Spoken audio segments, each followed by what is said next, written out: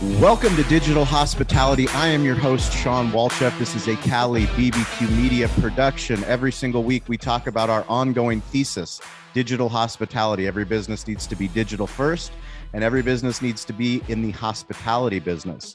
One of the things we love to do every week is talk about smartphone storytelling. We have literally turned our barbecue business into a media business, and we have done that on the backs of the smartphone, learning how to take photos, take videos, produce audio, write words, and put them on the internet on all these different digital playgrounds. So we're so fortunate that you guys are joining us. If you're a first-time listener, first time watching this on YouTube, welcome to the show. We've got an incredible show because we have an expert in the field of YouTube and video storytelling. Jaycation, it's Jay Jay Maniquis, who is the host of Jaycation TV. Jay actually came out to our restaurant. He sent me an email when I was in Bulgaria. I spent a month in Bulgaria, the longest trip I've ever taken away from the restaurant. I was with my wife and my kids in the village. My wife lives in a village, or her family lives in a village just outside of Vratsa. That's the city. We were in the village, but we have internet access. And one of the things we talk about on this show is if you have internet access, you can tell stories about whatever you care about, whatever your passion is, whatever pulls you out of the bed in the morning. You can start creating content around that and actually build a business like Jay is going to tell us about. Dude, Jay, welcome to the show, man. Shawne, first of all, man, thanks for having me on.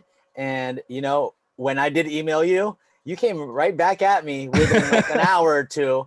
And literally, like, your people over at your restaurant are so awesome. We're so welcoming. Ian was great. And like, it was like you were there, but you weren't. You were in Bulgaria. And yeah, thank you for that. And the video I felt turned out great.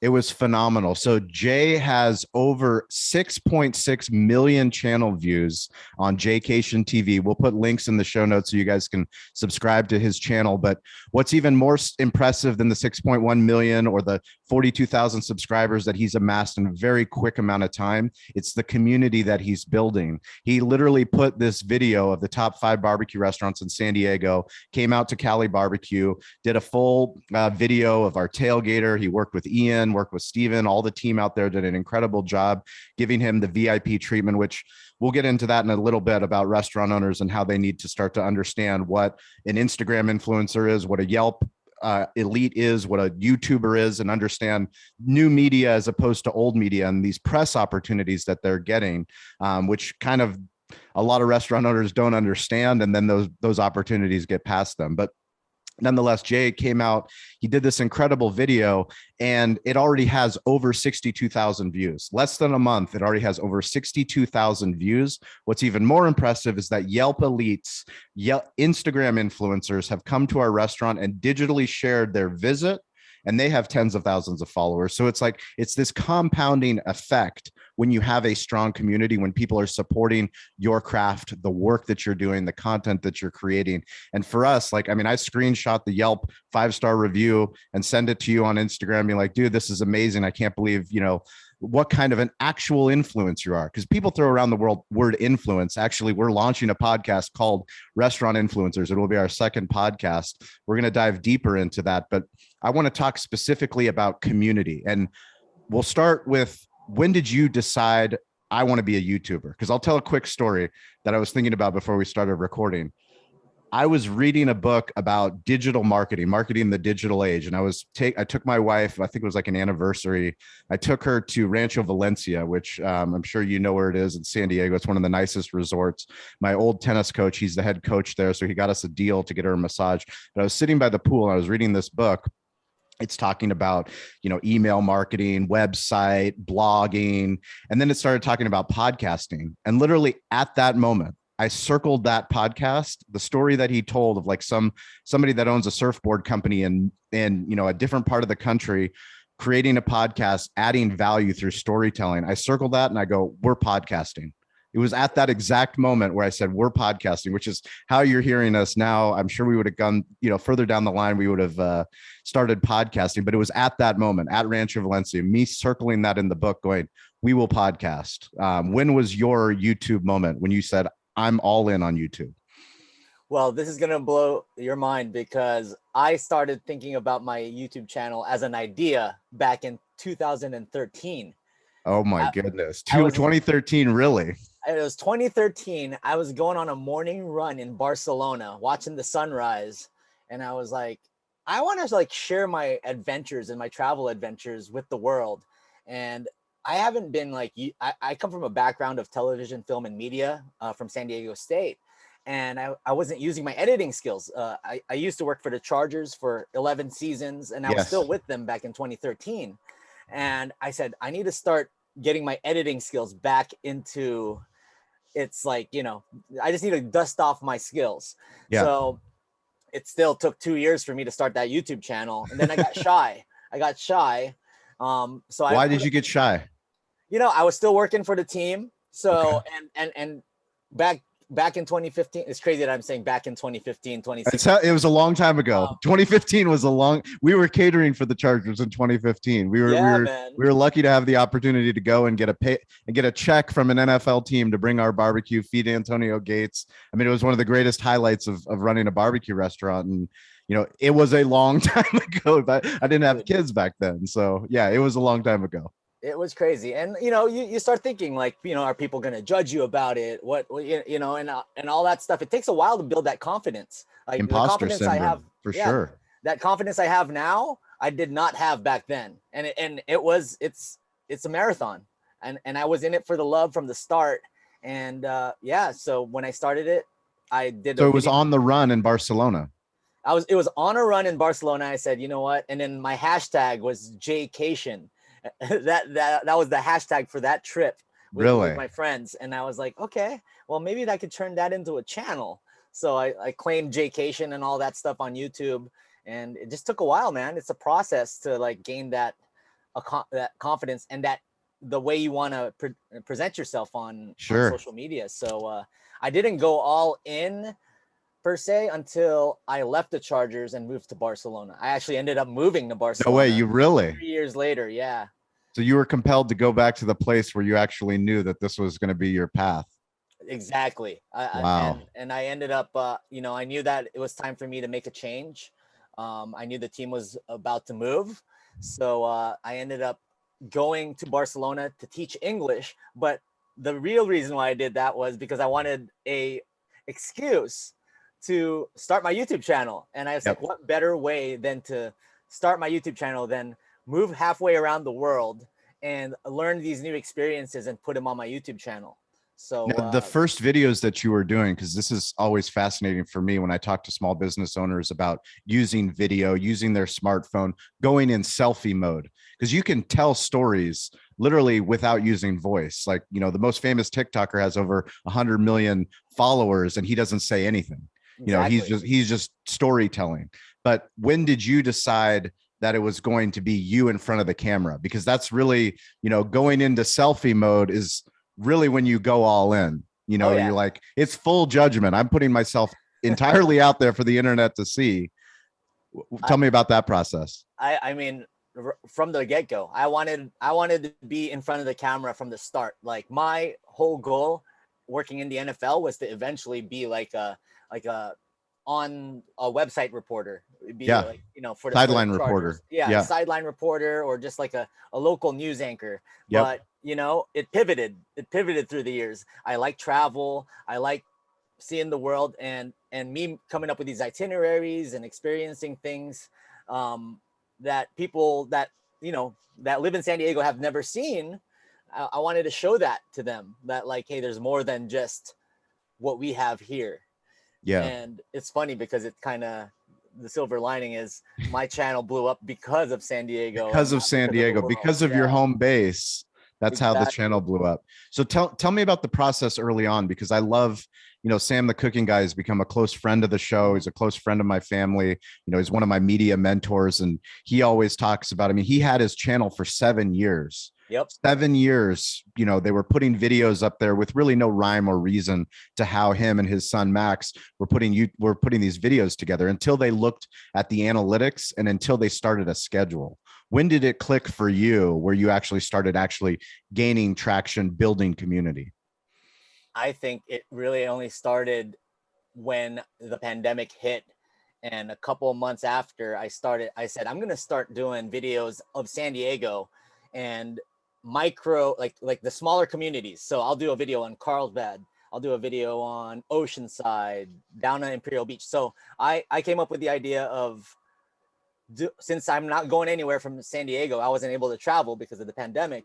I decided I'm going to do 17 beach towns from Oceanside to Imperial Beach. And then I started noticing, hey, there's a lot of locals or a lot of people that do want to see San Diego that are commenting on this video. And I was like, okay, this might be something I can keep doing while I'm, within the pandemic and not able to travel. And then January hits and I do a hidden gems video that now has almost 200,000 views. Amazing. And my channel goes from, I don't know, I probably had 12, 13,000 and it goes up to like, I don't know, 28, 29,000 within a month or two. Amazing. So January, February, my channel just ended up blowing up. And because of one piece of content. It was because of that. Yeah, that hidden gems video and me setting myself up with all this San Diego content. I kind of put myself into that niche, the San Diego travel and food guy. Yeah. So yeah. And then after that, the rest of the year, this year I started doing more list videos of San Diego, best barbecue in San Diego, best California burritos. And that's what people liked. And I started noticing the San Diego community and people from LA, people from Las Vegas starting to watch my channel. And I was like, wow. And I started looking at the analytics, the demographics. And I was like, wow, I'm building a big Southern California following, or people that want to come to Southern California, or locals that don't quite know about certain places, that haven't learned about. Or they like to see local places highlighted. Exactly. It's like, because they're part of the story. It's like, that's my taco shop. Like, I told you that's my taco shop. See, Jay put proof to what I've been telling you all these years. That's why I keep supporting that taco shop. Now look at it. And then now look at all these other people that are going to come and support it. It's really cool. It's crazy. Like, I did Mike's Taco Club in Ocean Beach. And I went there. I brought another YouTuber there for his video. And literally I'm walking in and this lady comes up to me and says, I didn't think I'd ever see you here, but we're here because we watched your video. And and that tripped me out because, like, I'm here at a random day in a random hour, and she came over to me and was like, hey, and you know what? You're right. It is a great California burrito. And that's what I want to highlight. I don't want to say, like, I want to highlight all the San Diego businesses in a good way. Sure. And bring them as much business as they can, because you know how the pandemic was. Absolutely. Well, I mean, what's interesting to me is when you dive into what you love and you start sharing your craft and you start honing in on your craft, where did you find resources in order to build your channel? Like, were you looking on YouTube for other YouTubers that were sharing best secrets of how to build a channel? Or were you listening to podcasts, or were you reading books? I mean, you talking to other YouTubers? What did you do? What was your strategy? Oh, it's definitely a mix of everything. Yeah. I have a good friend. He has a channel, a New York channel. It's called Here Be Bar. And we both started at the same time, 2015-ish. We became Facebook friends. We were on like a Facebook, YouTube travel vlogger group. And, we'd chat every now and then on Facebook, just casually. Yeah. And then eventually we met at VidCon in Anaheim. And that's when we actually became friends and like kind of bonded for the first time. But now we talk every day. His channel ends up blowing up. He's got like 210,000 subscribers. Wow. And that's all because instead of doing world travel, he started doing New York travel, and he's from New York. Wow. Right. So I kind of like followed his footsteps with, going back to San Diego and starting to focus on San Diego content. So me and him talk every day, talk about the analytics, retention, how long people are watching these videos, when you should put an ad in a video. So talk us through the strategy. I mean, what have you learned? What have you learned not to do? What do you not do now that you did in the beginning, that you guys both kind of collaborate and go, oh, we're not going to do that? Ooh, what I don't do is I try not to go off topic on the video too much.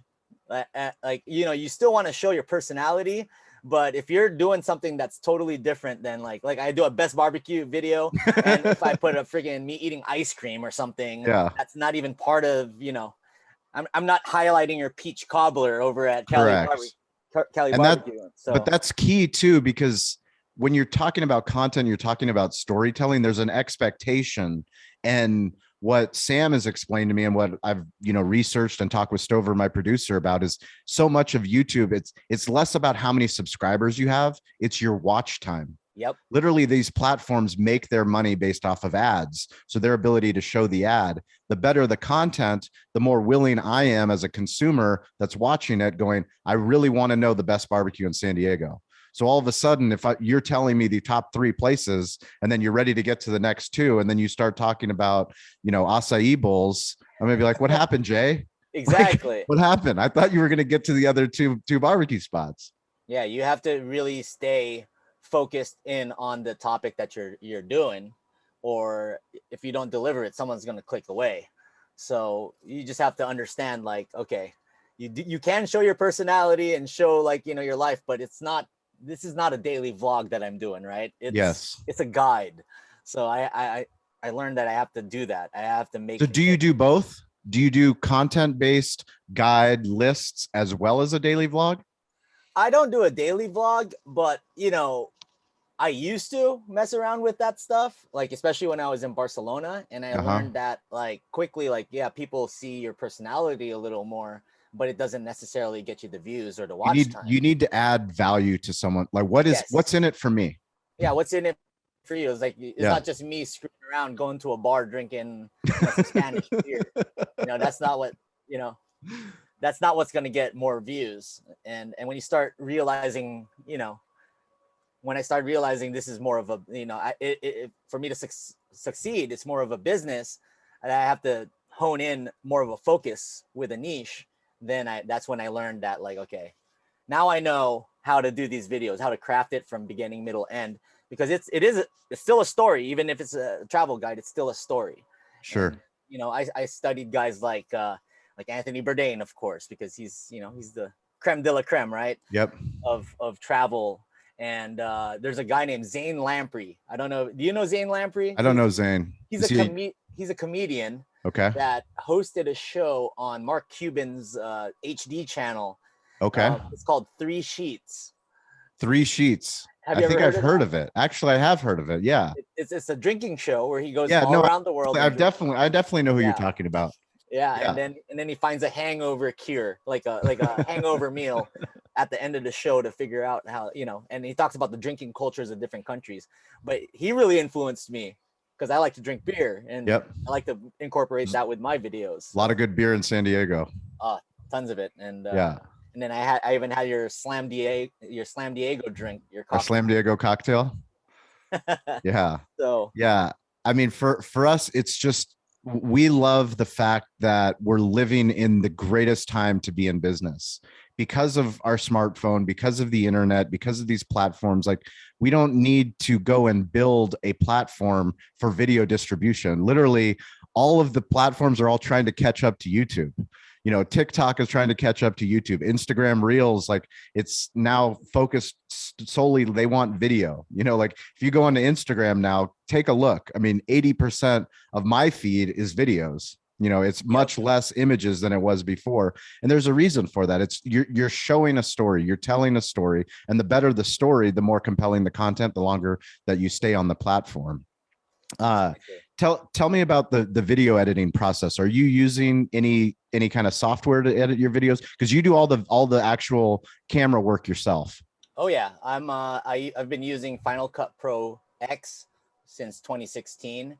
It's funny, like right before I logged on here, I was editing editing a video for tomorrow. There you go. So do you have a regular schedule? I try to post Saturday and Sunday. That's when I noticed a lot of my viewers tend to watch my edited videos. Okay. And that's when I get the most traction, because for YouTube, when you post a video, the first 24 hours, the algorithm is going to decide if it's going to push it or not. Not even the first 24 hours. It might even be the first hour. Wow, really? So you really need your video to launch. Like, you need a strong sprint off the gate, you know. Yep. Like if you don't, that video might not even make it to the end, to where you want it to go. So it really is important for you, for a YouTuber, to have that video launch from the start. So there's different strategies, whether you premiere it so you're engaging with your audience and your community. That's a pretty cool thing you can do, because then you're live while they're watching it and they're like, hey, Jay's here talking about it. That's really cool. And there's other ways that you can promote it, whether it's on Instagram Reels, Instagram Stories. So yeah, I use, my focus is 95% YouTube. Okay. That's all I focus on. My Instagram, I've been making more of an effort to grow it, but only because I want it to be something that I can use, a tool I can use for people to drive engagement back to YouTube, for sure. YouTube, yeah. Yep. So that's what my focus is on. So yeah. What about TikTok? TikTok, not as much. The editing is just so long on that. Like, even though they're short form videos, I can see the people tell me like, hey, if you hire somebody and cut your videos for TikTok, that may help you. And then I was like, yeah, maybe in the future, for sure. Yeah, when you can afford it. Yeah, when I can afford it. But for now, like, I believe my focus on YouTube is working for me, for my growth. Yeah. And so that's where I'm at right now with that. So Instagram, TikTok, Twitter, all that stuff, that's all just promotion for my YouTube. So let's give some practical advice to any small business owner that's listening to this when an influencer reaches out. So number one, you have to know that they reached out, because so many influencers, they'll send a DM on Instagram and maybe somebody that's running their social channel, they're not actively watching it. So much of what we do is in real life, is real time. Like, we're not, how long, when did you send me an email? What, 4 days before you came out? Something like that? Hey, yeah, 3 or 4 days. 3 or 4 days. Yeah, correct. Which is typically, how we schedule life, right? Exactly. Like, I don't schedule anything a week. I don't have no idea what's happening next week. I barely can get, we're recording this. Today's Friday. I don't even know what's happening on Saturday and Sunday. I have to check with my wife. Oh man, exactly. All I know, what I have to do these next 2 days is sit my ass down and edit. So how long does it take you to edit a video? Oh man, it depends. It really does. A video like the best barbecue in San Diego, that at least took me 12 to 16 hours to get done. Wow. And that's just sitting in front of the computer and editing it.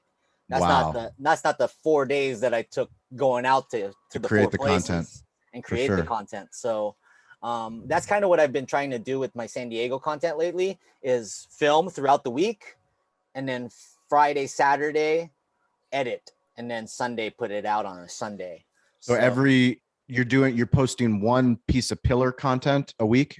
That's what you're at right now? San Diego. For San Diego, yeah. And what about for the other? One day would be Vegas, one day would be San Diego content. Okay. So I batch film when I go to Vegas. So I go to Vegas once a month, and that just helps me too with my growth as well, because a lot of people like seeing Vegas content. For sure. So tell me about, at what point are you already having brands reach out to you to come, hotels reach out to you, people that have products? Like, at what point in your YouTube journey did you start getting that traction, and where, based off of what you know of all the YouTubers that you know and what you've researched, it only gets exponential as you start to grow this base? You know what's funny, Shawne, is back in 2016, I only had about 150 subscribers. And, I come from a PR background. I worked game days in PR. So I knew how to craft media kits and all that stuff. And I reached out to Philadelphia just about Visit Philadelphia, the tourism bureau, just about, hey, I'm going there. I'd like to know a few things that you'd like me to highlight if I were to do a travel guide. And very early on, the director over there came back to me and was like, hey, do you want to come back in 3 months? We're doing a press trip. And I'm like, wow, I have 150 subscribers and I'm just starting here. And Philadelphia, one of the bigger cities unbelievable in the US, trusts me to be on a press trip and do YouTube videos. Isn't that amazing? Amazing. Like, that gave me confidence. from the It's start. unbelievable. I mean, I think that like if anybody listening to this podcast, the amount of opportunity that is out there, if you are creative, if you're willing to share your story, you don't even need to be able to do videos. You just need to be willing to do the work because Yep. so many places need content. Every single person, every single brand, every single city, every single restaurant, every single bar, they need content to fill all of these channels. And it's even better when somebody knows what they're doing and is willing to do the work. And then once you Exactly. go and you do the work, they go, oh my God, Jay did a phenomenal job. Why don't we have him come out again? Exactly. Vegas, why doesn't he come out again? And then the word gets out, well, who's doing all these incredible videos for you? Because guess what? Anybody that owns a restaurant, if they're not letting you come in and giving them the VIP treatment, back to how we actually started this podcast, it's like the work that you're doing, the storytelling that you're doing, because it's your craft, it makes it so much more powerful than, as much as we love our local news and we've been so fortunate to be on just every single news channel there is in San Diego, like that's not what their focus is. You just said you spent 16 hours editing the video. Like they're doing the news. So when we go on the news channel, there is no editing. Like they're just going to throw that segment up, which is great. Yep. I'm not discounting it. It's phenomenal. I'm grateful to be in that opportunity. But when you have a YouTuber, when you have somebody that's a blogger, when you have somebody that is creating Instagram reels and they reach out to you as a small business owner, the answer is yes. It's fuck yes. Oh yeah, definitely. And one thing I would say to other business owners, not just here around town, but all over the world is, of course, you still got to watch a couple of their videos and some of their content because, you never know. There's a few people out there that's probably that may put out negative BS that you don't want out. So, you still got to police it a little bit, but at the same time, you're going to want the positive ones and the ones that are going to bring you, I mean, what you just said, the best part is that it's just digital proof. I mean, Google does all the work for you. And even if you only have 150 subscribers, you can see where you are in your craft, who you are based off of those videos that you have online. You could have one video. That's crazy. All you need. It's literally one. You could have one article.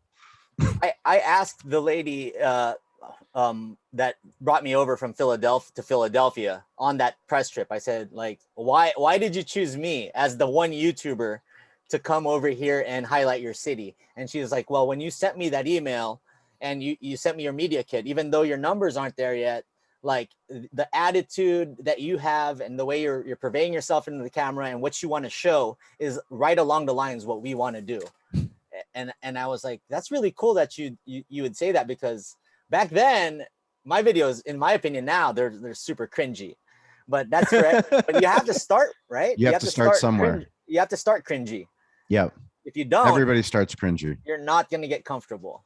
You'll never get comfortable. I mean, you'll live in fear. And that's, one of the things that we try to get people that are listening to this podcast is just getting over the fear. It's like, there's so much opportunity out there if you're willing to just look stupid. Like you have to be willing to look stupid and know that, well, I'll look a little bit less stupid tomorrow. And then I'll look a little bit less stupid. And it's less even about the content than it is the skill set of actually doing it and publishing it.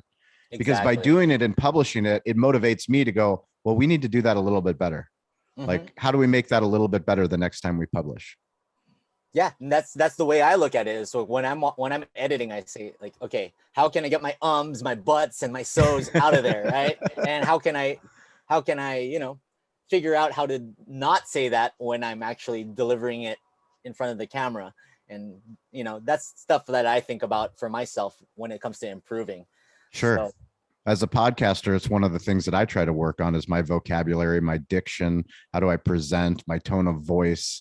How do I stay on topic? Because what we're going to do, and everyone knows that listens to this podcast that follows us on social, is we're going to cut this for Instagram. We're going to cut it for TikTok. We're going to cut it for Facebook. We're going to cut it on LinkedIn.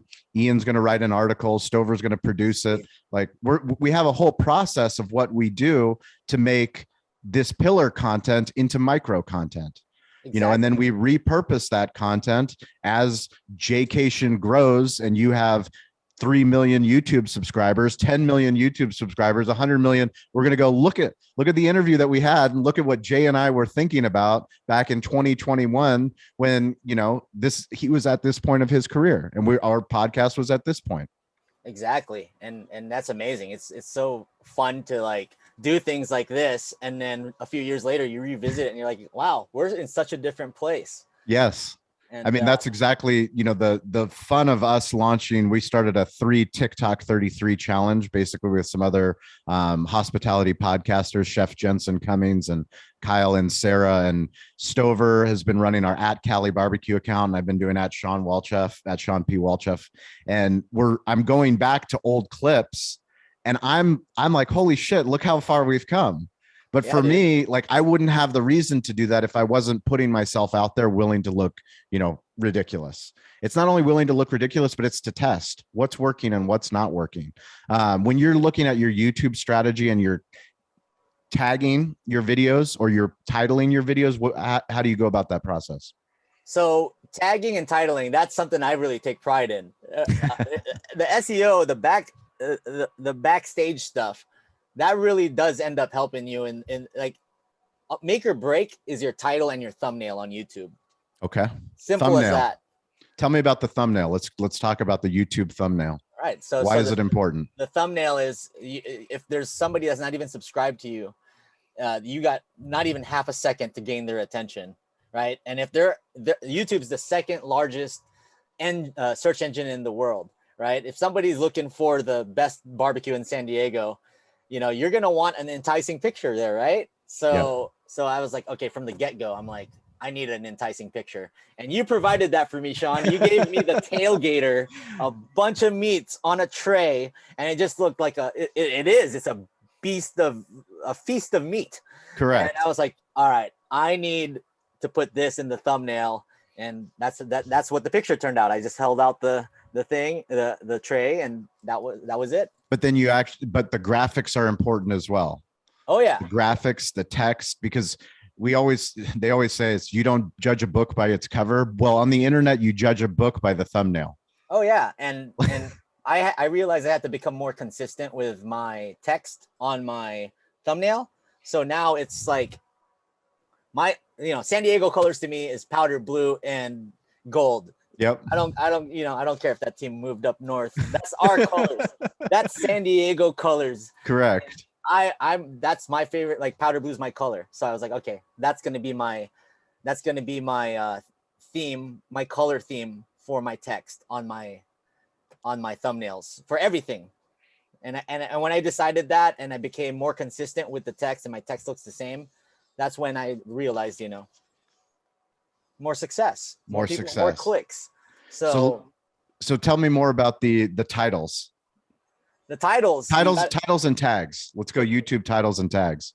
So when it comes to titles, you want to see what else is out there, right? I'm not the type of person that I want to do my own type of video, right? I don't want to copy anyone else's content, but you have to look after you edit the video, you have to look at the search and see what people are clicking on with in relation to that, right? So, best barbecue in San Diego. I'm going to type that in. I'm going to see what there is and see what works, what's on the top. And I was like, okay. So basically that's how I came up with it. I'm just like, okay, best barbecue in San Diego. And then the tags, you got to like kind of, you get 300 characters, something like that. I forgot how many characters you get on YouTube. There's a max amount of, but you fill all the characters. I fill them all up. Yeah. But it's like, best barbecue in San Diego barbecue, Cali Comfort and all that stuff. You want to have that there. I mean, it doesn't mean as much, but it helps. It helps because, when people are searching and somebody puts Cali Comfort, and then I put that down there, I'm going to show up at the top. Yep.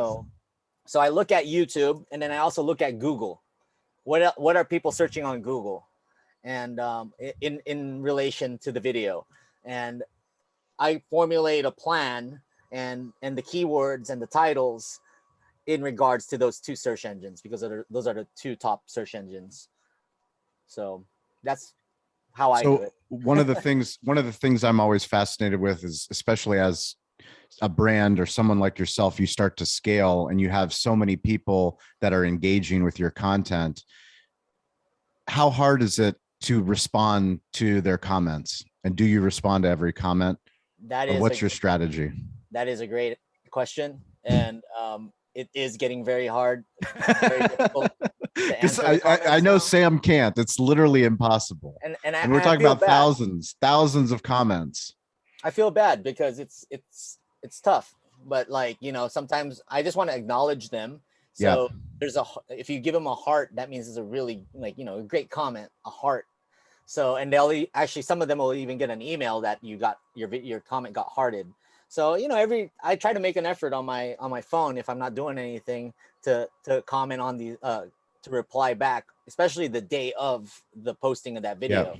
Yeah, because that'll help, right? Yeah, that really helps. That helps drive the engagement, and that helps the algorithm. The algorithm's like, hey, there's a lot of engagement in this video. We got to push this up. Another thing that I do is I live stream once a week at least, and that's more of a midweek thing for me when I'm home in San Diego. So I choose a certain spot in San Diego each week, a different community, and I'll live stream there for an hour or 2 hours. And Oh, that really? helps, That long? that long, and it helps me engage with my live streaming audience, because there's a different audience for live streamers and for live streaming and for my guides or my normal videos. Some of them will, you know, they'll mesh over, you know, they'll seep over to the other, but that also helps me stay in contact with my real fans, my real viewers. I mean, I'm not saying the people that don't watch the live streams aren't real fans. I'm just saying that, like, Yeah, no, for sure. Well, I mean, what you said, they are two different types of people. They're people that are on the platform and they're excited that you're live streaming because they can literally become part of the conversation. exactly. Like you came to pick up food, barbecue from our restaurant for your dad's birthday. And then you went live in the backyard. And Yep. I joined the live stream at the end, but like I could see all the people commenting and you guys commenting with them. That's community. Exactly. You know, that's literally building and fostering the community. And that is different than somebody that's watching it on demand, which is on their own time when they want to. Exactly. And you know what? Even if that video, they weren't on that video live, they can watch it after and comment after. So that's my strategy, is keeping in touch with the community at least once a week on a live. And the thing that I like a lot about the best comment I get, the best feedback I get from people on that chat is, wow, you really make an effort to read all the comments and answer all the comments. Like, sometimes I try not to acknowledge bad ones, but sometimes, you know, sure, you gotta throw some back. Absolutely. You got to throw a little salt back there. Yeah, you got to throw a little salt without putting anyone down, but at the same time, you got to defend yourself, right? As a person on social media, you don't want to be someone that's bullied. So that's right. No, you have to stand up for yourself, for sure. Stand up sometimes. That's right. We know all about standing up for ourselves. We've been trolled plenty for supporting the Chargers as they move to Los Angeles. Hey, but, you know, like, I don't, but you know, I respect the people that do. Like, you know, it's hard. It was a difficult transition. Very difficult transition. And I still have friends. I still have friends that work there, so I can't totally like trash my old team. But so are you doing YouTube full time, or you have another job? I do a few other videography stuff on the side. You know Scott Yaffe, Mr. Of course, he's been on the podcast. Scott Yaffe's been on the Digital Hospitality Podcast. Former guest. We'll put a link to his. He had an incredible episode talking about, you know, the evolution of what PR was when he started to what PR is with the internet world. You know, the fact that the digital media team is now this entire department at the Chargers, as opposed to, you know, one person. Exactly. One person running a website. Like, one person cannot run an NFL website. Exactly. And I know that one person. It was Joel Price. Oh my God, poor guy. Yeah, he's still there. Yeah, and he's still there. But Yaffe, you know, he's been he was a mentor to me when I first started with the Chargers. You know, I was an intern under him, and we've become so close and so great friends through the years here in San Diego. You know, we both left the team, we both all started our own thing, and every time he sees an opportunity where he can bring me in, whether it's doing a football camp or something that, you know, that a company needs B-roll that he's doing work with, he'll bring me into that. So you know, I'm really thankful to have Yoff as a good friend, and he does know a lot about PR. And yeah, it's awesome that all these years later I became a mentor, and now we're practically flat family, and we've traveled the world together. Like before, when the pandemic hit, I was in Hungary with Yaffe. No way, really? Yeah. What were you guys doing over there? American Football Without Barriers. Okay. It's a football camp that goes to countries that are trying to develop their football programs. Yep. And we bring 17 active NFL players and 4 or 5 retired NFL players to these countries. And we hold a 2-day camp and do a bunch of, like, you know, school visits, community work, and also have a good time at the same time. And I ended up becoming their social media guy. Okay. Because of Yaffe. So when you get pulled into a project like that, do you have carte blanche to tell them this is what I think you guys should be doing on social? And what's your strategy? I have free reign on American. So tell me the strategy when they're bringing you in as a digital hospitality specialist, we like to call, like somebody that knows what the fuck they're doing. But what's your strategy? How do you build a community for somebody on social? Here's the strategy. You have NFL players that are current, that have markets on all over the United States.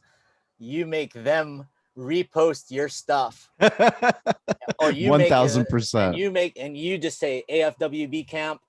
Make sure you're tagging us throughout this entire camp, because that's what's going to grow. That's what's going to grow us.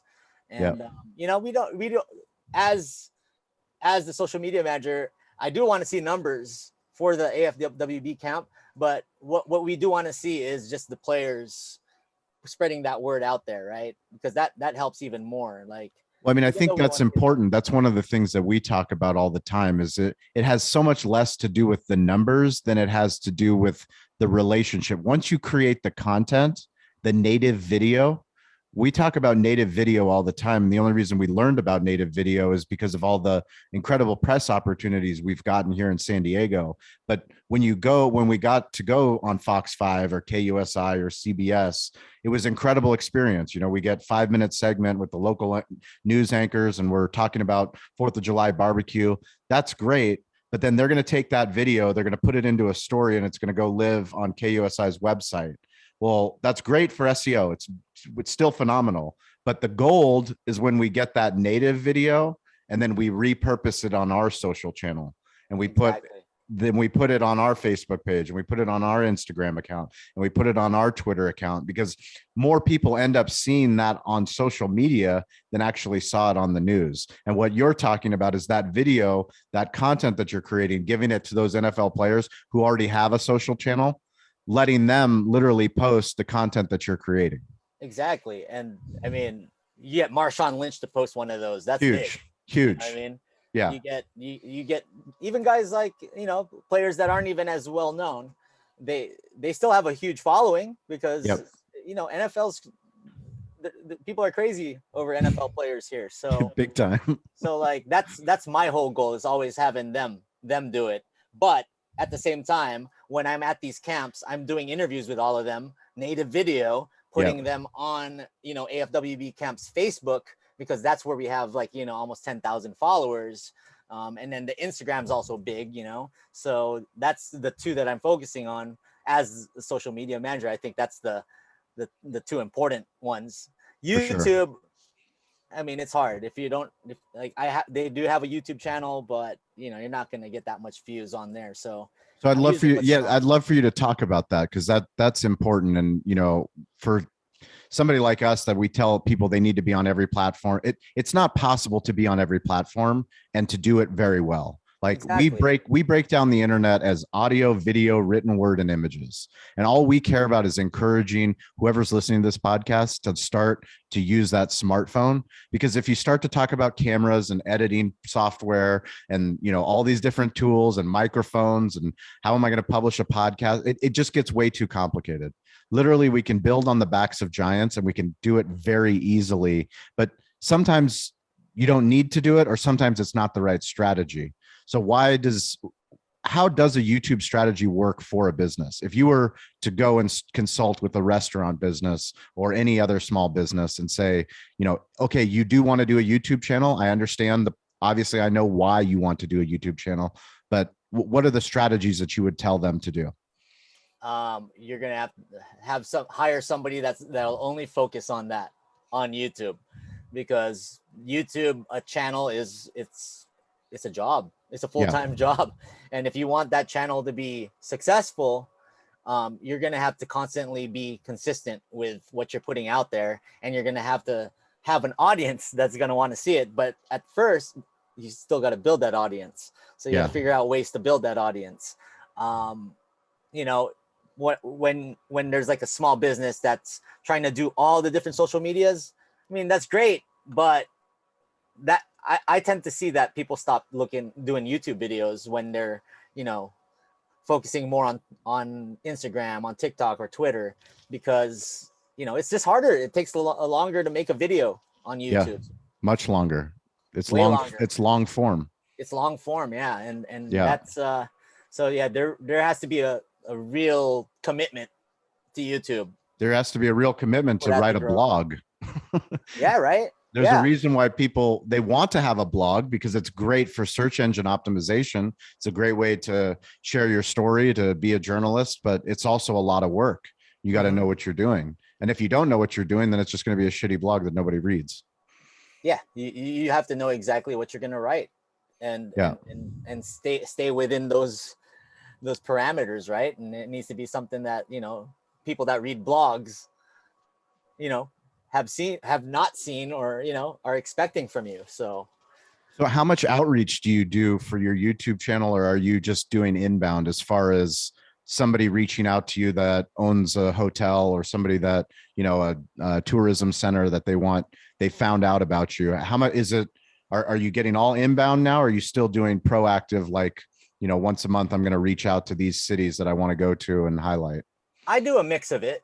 Right now for my YouTube channel, the focus is San Diego, Las Vegas. Mm-hmm. So I'm focusing on both those. Now, depending on how much time I have and, you know, how much I want to reach out, that's usually when I end up reaching out. Like for this barbecue video, I was like, I want this video to be great, and I want to show, you know, I want to show these spots. So I reached out to all 4 spots, and all 4 came back to me. I was 4 for 4. Yeah. So but there's times where I just don't have the time, and I was like, all right, well, I'm gonna highlight these spots, but you know, I'm just gonna go and do it on my own, and, you know. So you just go there without contacting the business and just maybe I'll talk to them a little bit when I get there. I was like, hey, listen, I'm doing a YouTube video. What would you like me to show, and all that good stuff, and that's all just because of time constraints, right? Sure. But when I do want to get more formal with a video, and I know that there's potential, like I need to really hone in on this video, that's when I send out the emails. But I'm starting to get a lot more, I'm getting a lot of inquiries now. I'm sure. And it's especially only around San Diego. I'm sure. I mean, if people are smart, once marketing departments and owners of businesses start to get smart and understand where the true value is, you know, back to how we started this podcast, the amount of people and qualified people and great people and people that are influencers in their own right that follow you and support you because they are willing to come to our business, which is off the beaten path in Spring Valley. I mean, it just shows what true influence is. Like when you build that community, that's the most important thing that you can actually be allocating marketing dollars towards. You know, the worst thing that I hear all the time is, well, what's the ROI of doing social media? What's the ROI of posting on Instagram? What's the ROI of, you know, having a YouTuber come to my restaurant? Well, the ROI you actually have, you've gotten to the place where you can actually analytically show not only that, but you can have other business owners like myself that can even, which you don't even need. You already have the channel proof, you have the social proof, the digital proof. But should you want, a business owner to vouch for you to a tourism board in Chicago, and you're pitching them on $100,000, $250,000 travel package highlighting all the best steakhouses in Chicago, you have that. Like literally you've built that work by putting in the work that you've done. So what is Jaycation TV? What's the, if you could have your dream, close your eyes, what does Jaycation look like? My ultimate goal is to hit the 100,000 subscriber mark. Okay. And when is the projection? 100,000. If I keep rolling with the numbers that I'm going right now, and I stay on course, I could probably hit it by December 2022. December 2022. Probably. That's what? And then what? Oh, I'll keep doing it. Then now it just becomes a full-time job. Then you start hiring people? Oh yeah. Now I start looking for an editor, maybe start getting someone to grow a TikTok and start focusing on other brands, other parts of the other business. Platforms, social media platforms that I need more of a stronghold in, because you never know. YouTube can be gone tomorrow. Could be. You never know. Probably not. Probably not. That's why you always hear, I watch these YouTube channels called, there's a channel called Video Influencers. I watch them all the time. Really? Shawne Cannell and Benji Travis. And they're people that have been successful on YouTube, grown channels for like their families or for themselves. And what they always say is, your brand is not just on YouTube, it's on other platforms. And but you do have to focus on YouTube. So you can't grow, you kind of have to grow your YouTube first, and then everything else. Everybody grows in different ways, right? Sure. There's a recipe. Everyone has their own recipe for success. It's a different recipe, for a dude like me, it's harder to grow on Instagram. I don't have but as you grow your YouTube channel, you'll be able to grow on Instagram. Exactly. And I'm seeing that now. I'm starting to see growth on my Instagram. So that's the next giant I'm trying to tackle on social media is Instagram. So how can I improve on that? What does Instagram want me to do? It wants me to do more reels, more posts, stuff like that. But for now on YouTube, I'm enjoying the whole highlighting San Diego businesses, man. I'm real proud. I'm born and raised here in San Diego, and it really means a lot to me to show businesses around town that that I've been going to my whole life, and I want to see them thrive, and I want to see tourists and locals come over there and give you guys love. It's awesome. One of the owners, Mark from Abby's Barbecue. Yep. He sent me a DM like 3 weeks after that video. And he was like, dude, I've been counting how many people have come in here. And, they're a smaller barbecue place in Miramar. Yeah, sure. He's like, I've counted at least 40 people that have come here because of that one video. And I was like, wow, 40 people? It's amazing. I was like, he wouldn't tell me that. He wouldn't exaggerate that. You know what I mean? So our pit master, Gene Goycochea, the reason that we actually do barbecue, he actually was already a subscriber to your channel. Really? Before you reached out, he's like, Jaycation. He's like, he couldn't believe it. He's like, dude, his videos are amazing. I watch all of his Vegas videos and all of his San Diego videos, and he's very particular. Really? We love Gene. He's part of the family, but he is very particular. So, you've actually, you have some raving fans that absolutely love what you're doing. And obviously the proof is in the pudding. I mean, you put your heart and soul into these videos. You take the time to edit them, which is a lot of work.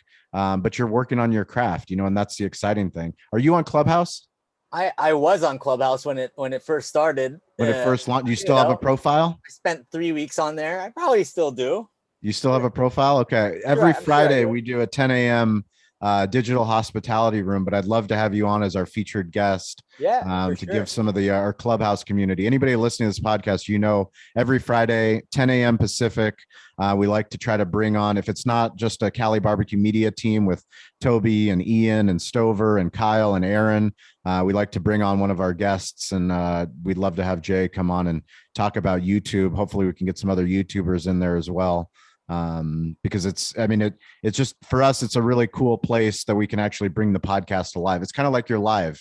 You know, when you go live, you're able to interact with people that listen to your show, watch your show, and it's a way for us to anybody listening to this podcast. So we'll put links in the show notes. Where's the best place? What do you need? What is something that I can do or our community can do for you? 2 things. Subscribe to me on Jaycation. Yes. youtube.com/Jaycation, and watch and comment on the videos. And right now, follow me on Instagram, Jaycation TV. I'm really trying to grow that. I'm trying to get to that 10,000 mark. There you go. On Instagram, because that's when you can do the swipe up stuff. There you go. And I'm trying to build that organically. You know what I mean? I'm there trying you go. To build real 10,000 real people. Yeah. That's what we're talking about. Exactly. Well, Jay, dude, I can't tell you, we're grateful for you, for the gifts that you've done, for the video that you did for the restaurant, for you taking the time to tell anybody listening to this podcast why YouTube is important. Even if they're not building their YouTube channel, there's YouTubers wherever they are. Doesn't matter where you live in the world. There's YouTubers. It's easy to go on YouTube, search who's creating content in your village, and reach out to them. Say that you've got something cool to go on and see if they're willing to come. What's the worst thing? That they don't respond? Then hit somebody else up. You know, this is a creative economy, and so many people are out there doing incredible work, and they're willing to help you fill in the gaps that you don't have. Not everybody's willing to go into selfie mode. Not everyone has to go into selfie mode. Exactly. You can do it your own way. Whatever you're comfortable with doing, and whatever style that you see fit, you do it. Do it your way. That's right. Well, you guys know, stay curious, get involved. Don't be afraid to ask for help. Hit me up anytime at Shawne P. Walchef on all the social handles. I am weirdly available. And if you ever need anything from me, don't hesitate to reach out. Jay, thank you for your time. We'll catch you guys next week. Thanks, man. And thank you for everything you do. Boom.